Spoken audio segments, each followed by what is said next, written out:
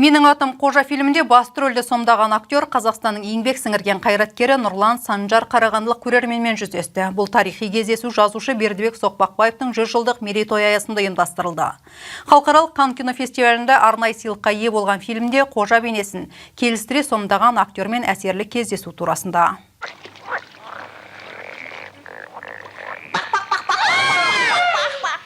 Мынан қара, жылт етеді. Дәмін көресің бе? Есің дұрыс па? Өте дәмді қампет. Мен енді сенің маңайыңа жақын жоламаймын. Опля! Сиқыршы.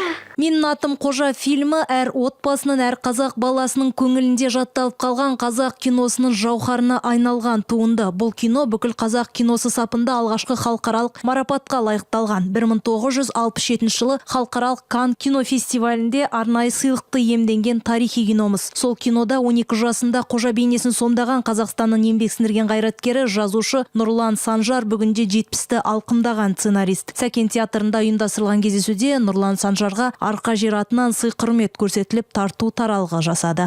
Енді не деймін? Қожасын көріп тұрсың ба? 70-тен асқан балалар қарап жүретін өрнет ойбай мынау кім деп. Енді Қожада аналың баласы оқиды, өсиеті оқиды. Картайыр. Қожамыз енді кинода жас болса мен аталмын солай өмір өтеді.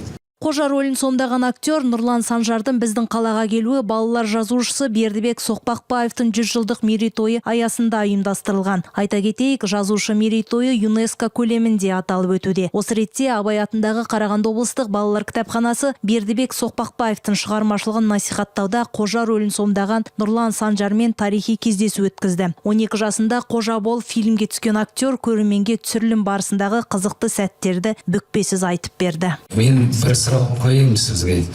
Анау кинода Қожада қандай арман болды?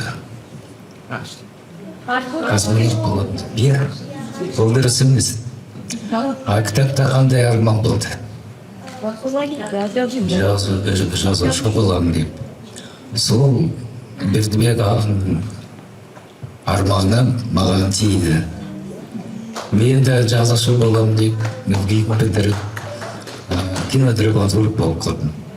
Оншалықты кино бар. Нұрлан Санжар, Аллажар, Оралман деген және тағы басқа да 10-ға жуық киноның сценарийін жазған. Сонымен қоса жазушының Ангелочек, Красный снег сынды бір қатар танымал повестері, романдары бар. Жазушы көптеген ғылыми еңбектерінде авторы. Бала кезінен актер емес, жазушы болуды армандаған Нұрлан Санжар балалық ісі, еркіндігі бар нағыз қазақ баласының образын сомдады. Және ол рөлді ерекше әсерлі шығарғаны сөзсіз. Фильмде бала есімінің Қожа деп аталуының да өзіндік себебі бар. Бердібек аға мынадай ой салды мынау атқа. Мынау қазақтың байтақ жерінің қожайыны жау қарады бала дейді. Идея сонда.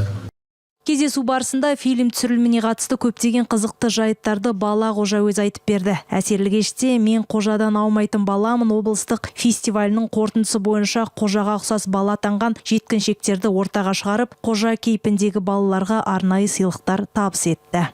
Бақыт Күлматова, Зұлхарнай Исмахаев, Данил Заславский, 5-ші арна.